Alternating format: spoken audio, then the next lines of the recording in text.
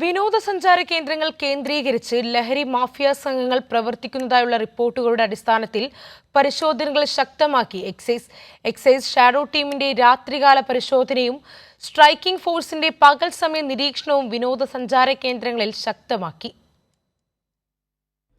അവധിക്കാലമായതിനാൽ നിരവധി സഞ്ചാരികളാണ് വിനോദസഞ്ചാര കേന്ദ്രങ്ങളിലേക്ക് എത്തുന്നത്. വിനോദസഞ്ചാര കേന്ദ്രങ്ങളിൽ വിവിധ സ്ഥലങ്ങളിൽ നിന്നെത്തുന്ന സഞ്ചാരികളെ ലക്ഷ്യമിട്ട് ലഹരി മാഫിയ സംഘം പ്രവർത്തിക്കുന്നതായാണ് റിപ്പോർട്ടുകൾ.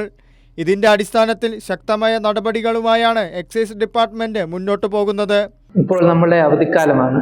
വിനോദസഞ്ചാര കേന്ദ്രങ്ങളിലൊക്കെ ധാരാളം സഞ്ചാരികൾ വരുന്നുണ്ട്.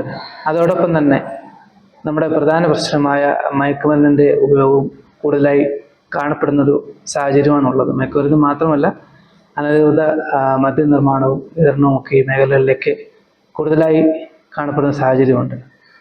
നമ്മൾ ഈ ഒരു മേഖലകൾ കേന്ദ്രീകരിച്ച് പ്രത്യേകമായ രാത്രികാല പരിശോധനകളും വിവരശേഖരണവും നടത്തുന്നുണ്ട്. കേരള തമിഴ്നാട് അതിർത്തി മേഖലയിലെ വിനോദസഞ്ചാര കേന്ദ്രങ്ങൾ കേന്ദ്രീകരിച്ചും പരിശോധനകൾ ശക്തമാക്കിയിട്ടുണ്ട്.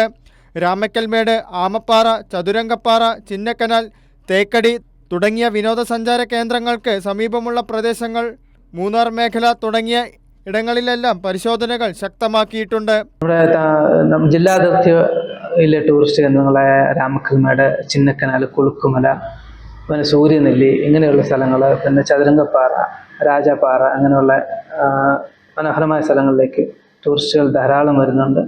സർക്കാരിൻ്റെ തന്നെ KSRTC ആയിട്ട് സഹകരിച്ച് ഉല്ലാസയാത്ര അങ്ങനത്തെ ട്രിപ്പുകൾ ധാരാളം വരുന്നുണ്ട്. കുട്ടികൾ വിനോദയാത്രയ്ക്ക് കുട്ടികൾ തന്നെ വരുന്ന ഒരു ഇതുകൂടെ കാണുന്നുണ്ട്. അപ്പോൾ ഇങ്ങനെ വരുന്ന സാഹചര്യത്തിൽ നമ്മൾ പരമാവധി പരിശോധനകൾ തുടർന്നു പോവുകയാണ്. കൂടുതൽ കേസുകൾ കണ്ടെടുക്കാനാണ് എക്സൈസ് നോക്കുന്നത്.